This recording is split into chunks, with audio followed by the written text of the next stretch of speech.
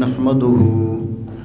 ونصلي ونسلم على رسوله الكريم أما بعد فأعوذ بالله من الشيطان الرجيم بسم الله الرحمن الرحيم هو الذي بعث في الأميين رسولا منهم يتلو عليهم آياته ويزكيهم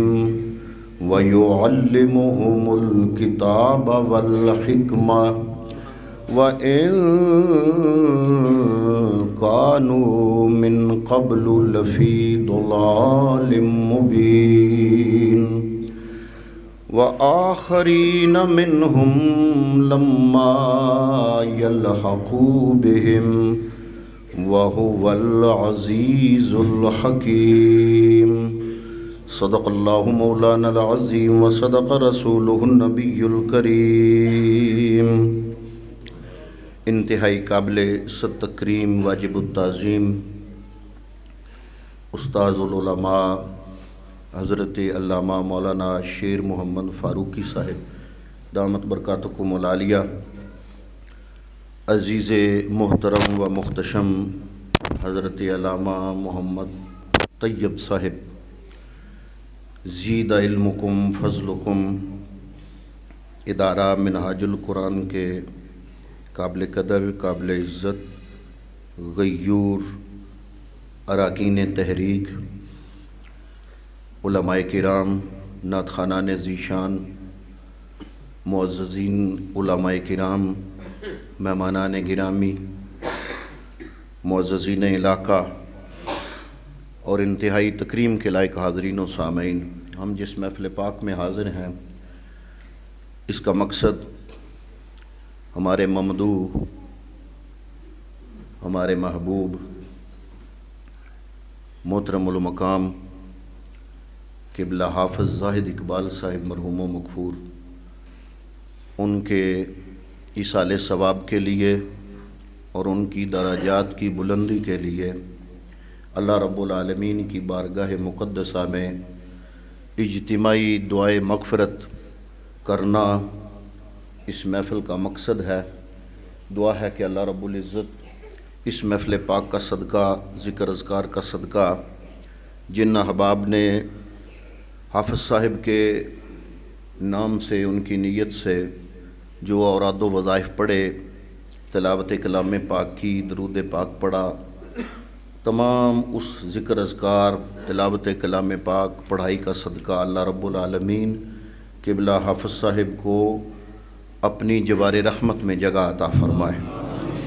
اور قبلہ حافظ صاحب کے درجات کو اللہ رب العالمین مزید سے مزید ترقیاں عطا فرمائے۔ جو مختصر ترین زندگی، قابل تعریف زندگی قبلہ حافظ صاحب نے گزاری، عزیز محترم حضرت علامہ مولانا حافظ محمد طیب صاحب کی زبان سے اور ان کے جو دوست ہیں، کلاس فیلوز ہیں، ان کی زبان سے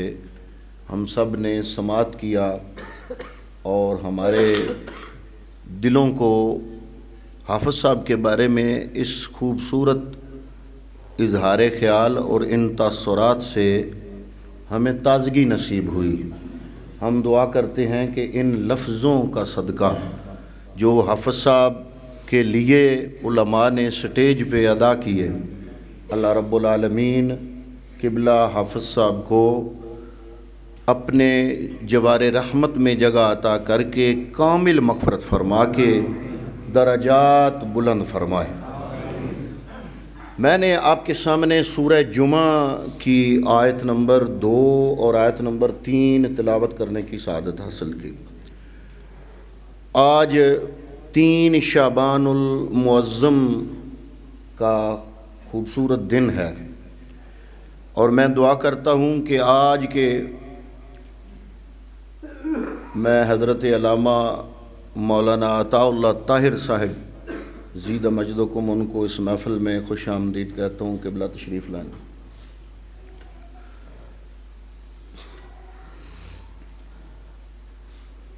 تو آج کے دن کی نسبت سے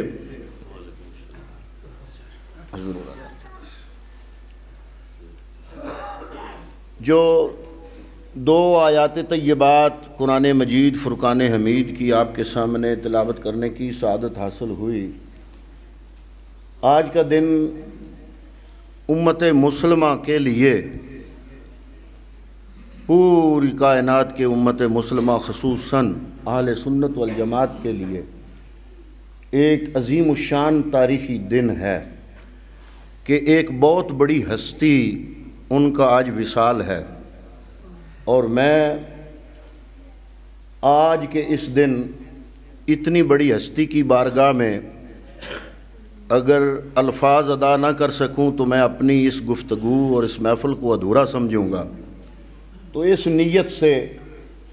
اس ہستی کا تذکرہ کرنے کے لیے یہ دعا بھی ہے کہ رب کائنات قبلہ حافظ صاحب کی ان تمام خدمات، قرآن پاک کی خدمات، وہ معلم بھی تھے، متعلم بھی تھے، مدرس بھی تھے اور عاشق رسول بھی تھے، اللہ رب العالمین ان تمام خدمات کے صدقے میں اور خصوصاً اس ہستی کے جن کا آج وصال ہوا، ان کے توسل سے اللہ رب العالمین قبلہ حافظ صاحب کو بھی آج کی اس ہستی، آج کے دن جن کا وصال ہوا، ان کے خادموں میں جنت کے اندر جگہ عطا فرمائے۔ اور وہ ہستی کون ہے؟ وہ ہستی وہ ذات ہے جس کو سراج الامہ کہا گیا ہے۔ یہ وہ ہستی ہے جن کا نام امام الائمہ، اور دنیا کے اندر جتنے بھی ائمہ فقہ، ائمہ مجتہدین اور ائمہ محدثین ہوئے، ان تمام ائمہ محدثین اور ائمہ فقہاء کا امام ہے یہ امام جن کا تذکرہ میں آپ کی خدمت میں پیش کرنے لگا ہوں۔ اور چونکہ آج ان کا وصال ہے تو اس نسبت سے میں کوشش کروں گا کہ میں خود بھی اور آپ سب کو لے کے سراج الامہ کی بارگاہ میں حاضری دے کے تو قبلہ حافظ صاحب کے توسل کے لیے ہم دعا کریں۔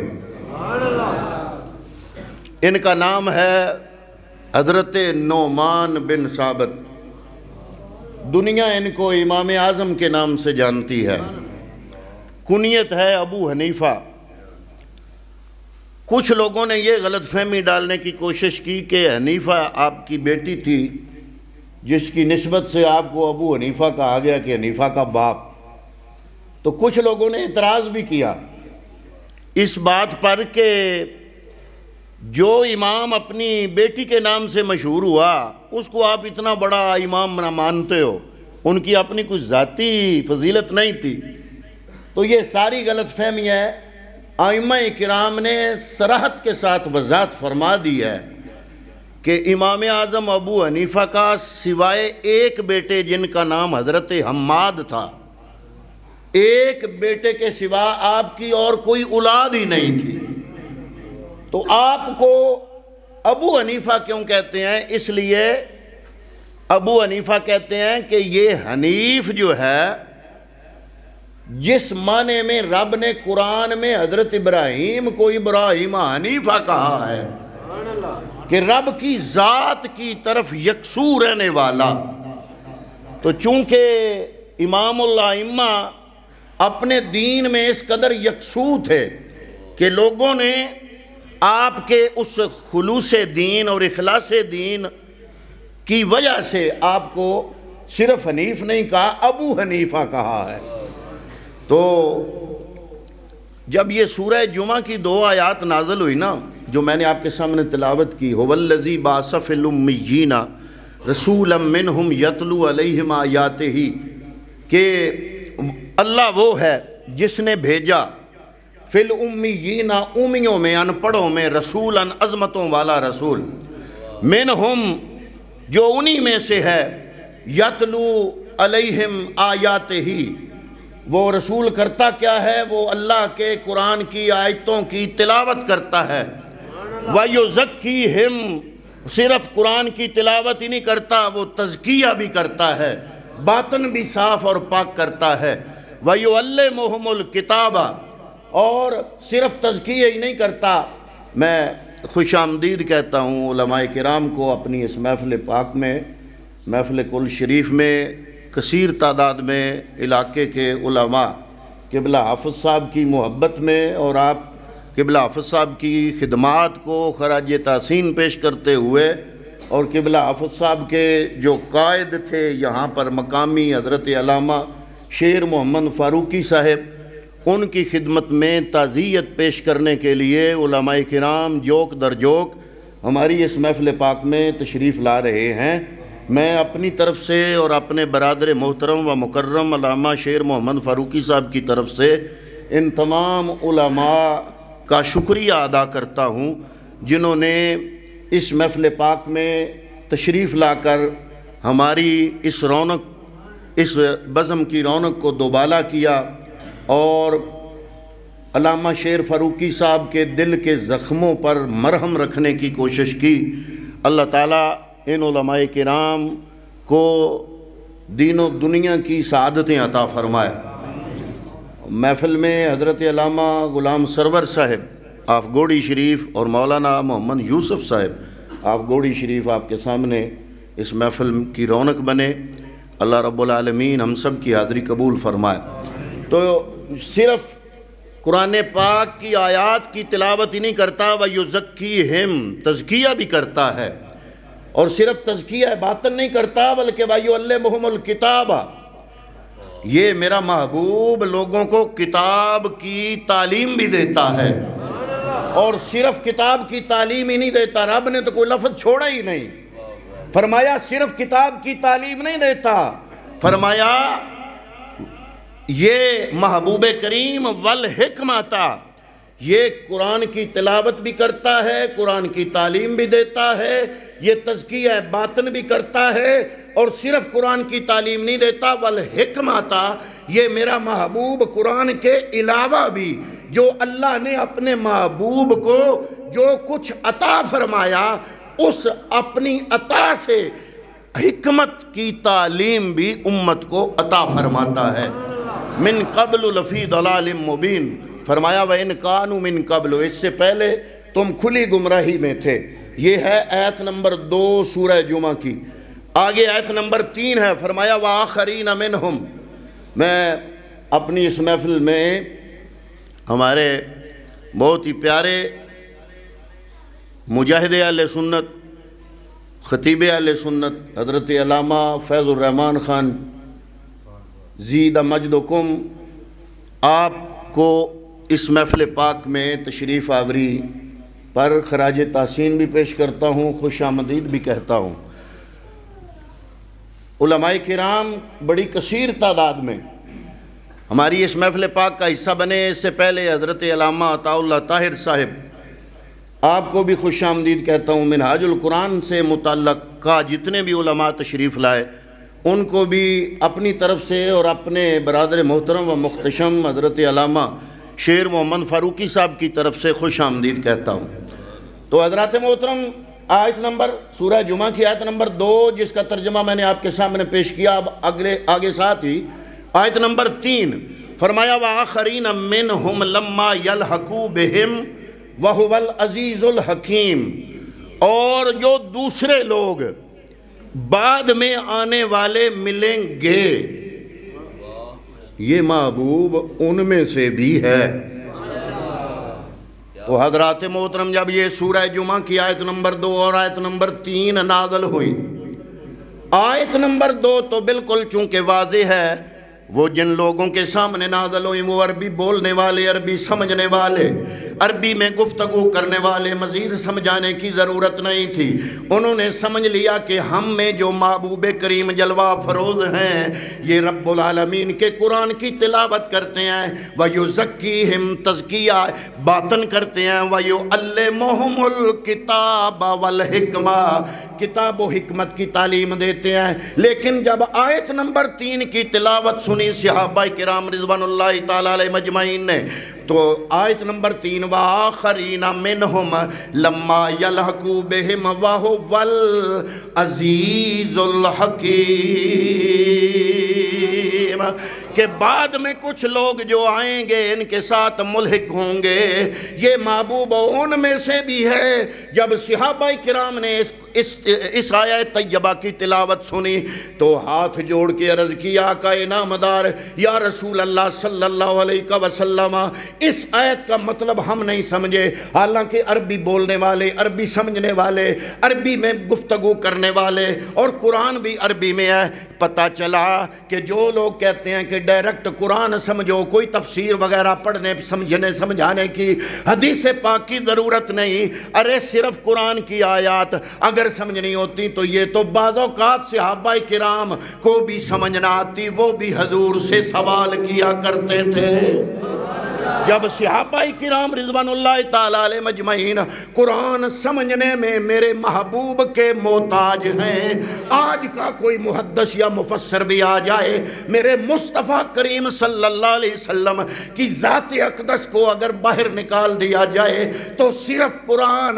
آج کے بندہ مومن کو سارا قرآن سمجھ میں آ سکتا۔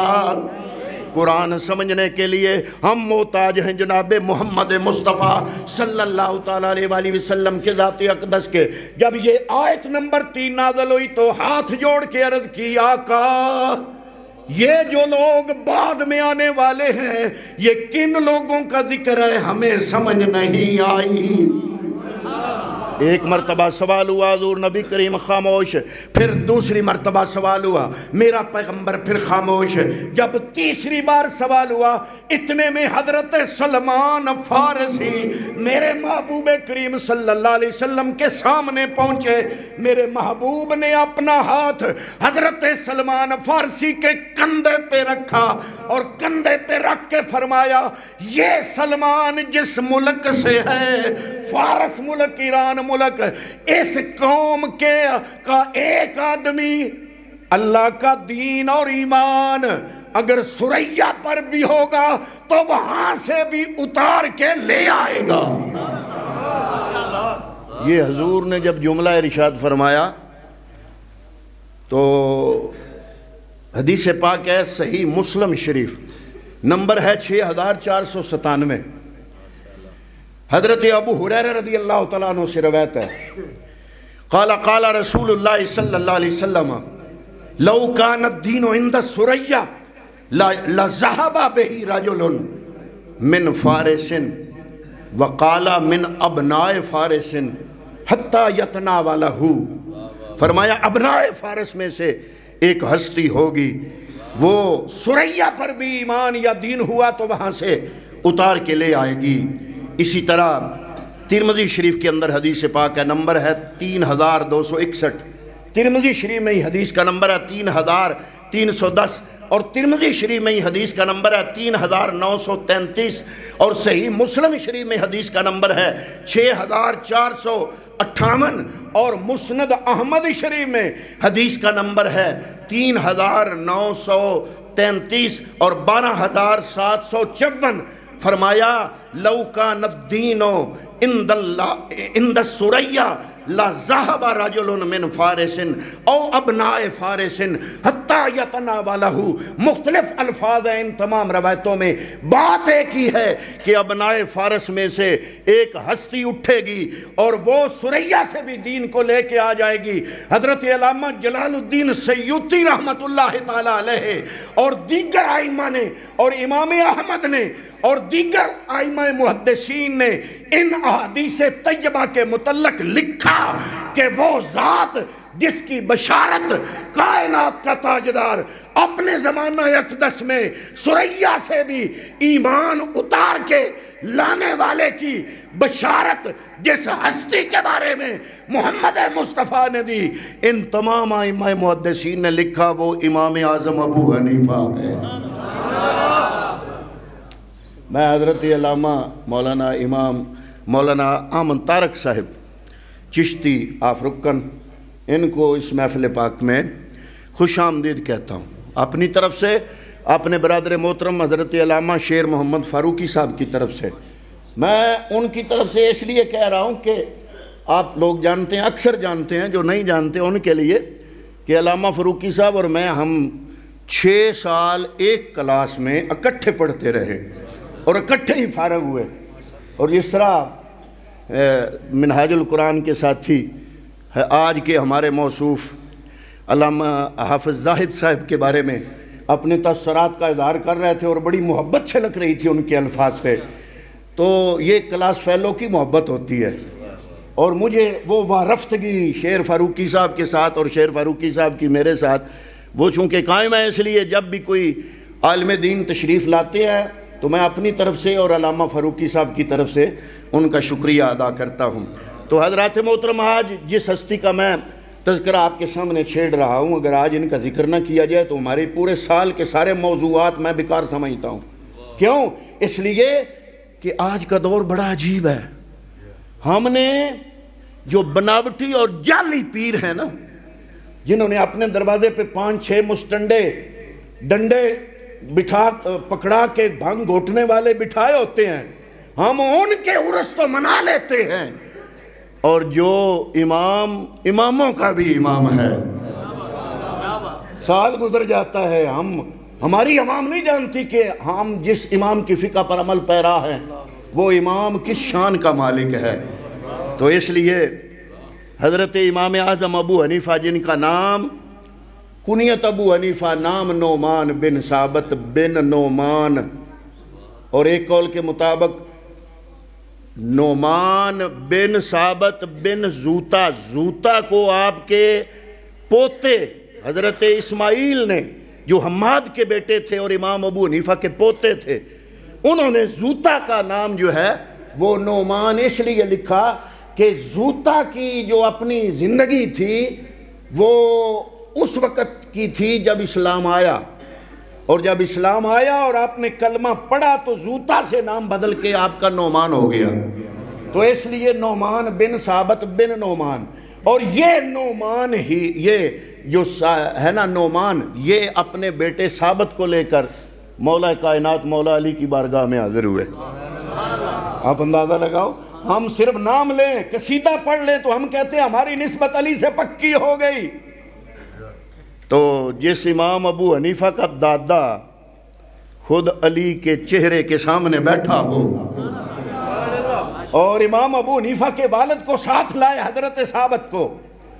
ہدیہ لائے اور پیش کیا، تو پتہ چلا کہ ابتداء اسلام سے امام ابو حنیفہ کا آل رسول اور اہل بیت اطہار کے ساتھ تعلق بڑا مضبوط تھا۔ اسی وجہ سے شیعہ حضرات کا ایک فرقہ ہے جس کو زیدی فرقہ کہتے ہیں، ان کو اسی لیے غلط فہمی ہوئی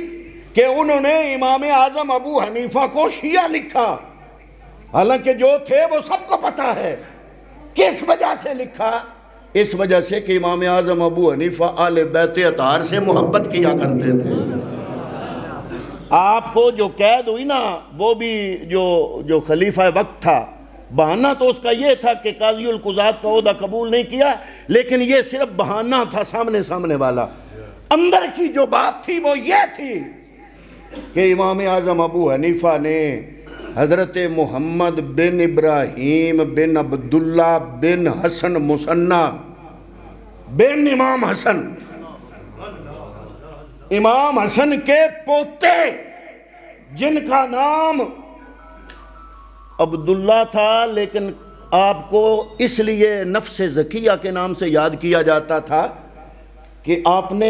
بہت ہی تزکیہ قلب والے تھے، انتہائی نفیس طبیعت کے مالک اور انتہائی تقوی کے مقام پر فائز تھے، تو آپ کا نام جو مشہور ہو گیا وہ نفس زکیہ مشہور ہوا، تو اپنے تمام شاگرد علماء کو امام ابو حنیفہ نے حکم دیا کہ خلیفہ وقت کے مقابلے میں جو آل رسول کا فرد ہے اس کی حمایت کرو، اور امام ابو حنیفہ کو آل بیت کی محبت میں جیل ہو گئی۔ پہلے خلیفہ وقت نے بھٹے کی اینٹیں گننے پہ لگا دیا۔ کہاں امام اعظم ابو حنیفہ جن کے شاگردوں میں عبداللہ ابن مبارک جیسی ہستی ہوں، امام محمد جیسی ہستی ہوں، فقہ کے بہت بڑے امام یوسف جیسے لوگ جس امام کے شاگرد ہوں۔ حضرات محترم، میں جو عرض کر رہا ہوں نا، کاش آپ توجہ سے سنیں کہ امام شافعی کے جو شیخ تھے نا، امام شافعی کے شیخ امام ابو حنیفہ کے شاگرد تھے۔ امام شافعی کے استاد ابو حنیفہ کے شاگرد تھے، اور کہاں وہ امام جس کے شاگرد دنیا کے امام ہیں، اور کہاں بھٹے کی اینٹیں گننے کا کام۔ آپ نے فرمایا یہ یزیدی حکومت، اگر مجھے کہے نا، یہ جملہ آپ کا تاریخ میں بڑا مشہور ہے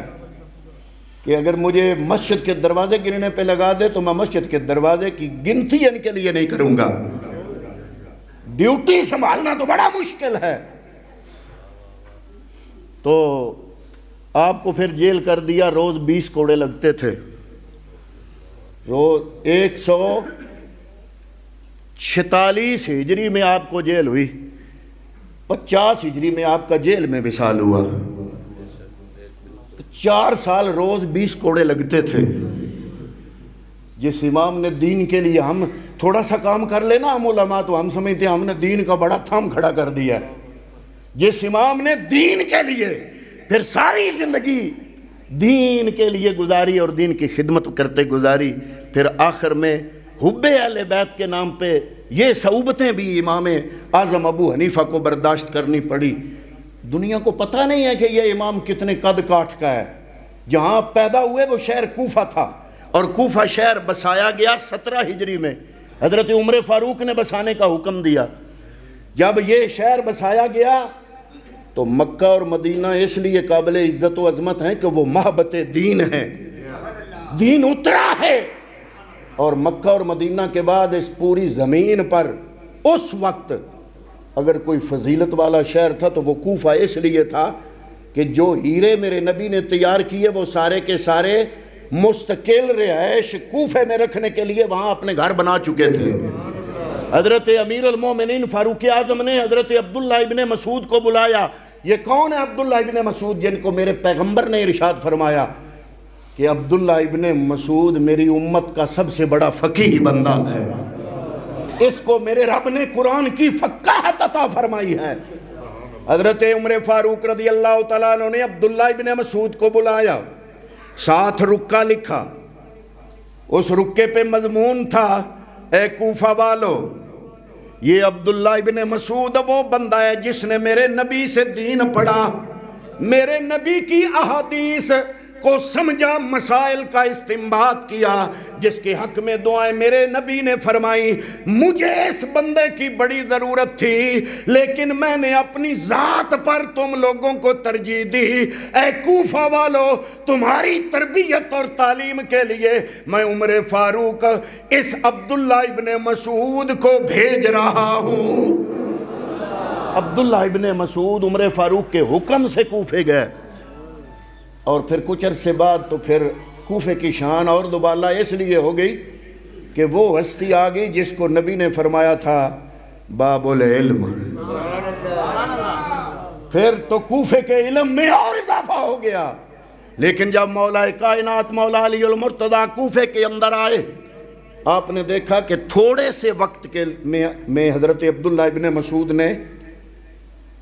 کوفے کے اندر 15,000 محدث پیدا کر دیے۔ کتنے؟ جب علی المرتضیٰ شیر خدا کوفے آئے، آپ نے ایک تاریخی جملہ بولا، فرمایا اللہ عبداللہ ابن مسعود پہ رحم فرمائے، کرم نوازی فرمائے۔ عبداللہ ابن مسعود نے کوفے کے در و دیوار کو بھی عالم بنا دیا ہے۔ عبداللہ ابن مسعود نے کوفے کے در و دیوار کو میرے نبی کے علم اور میرے نبی کی فقہ سے مزین اور منور کر دیا ہے۔ حضرات محترم پھر ایک روایت یہ بھی آتی ہے کہ عبداللہ ابن مسعود کے زمانے میں ایک عبداللہ ابن مسعود اور دوسرے حضرت سعید ابن جبیر، انہوں نے مل کے وہ وقت بھی آیا کہ ایک کوفہ شہر میں 4000 علماء اور محدثین پیدا فرما دیے۔ کتنے؟ 4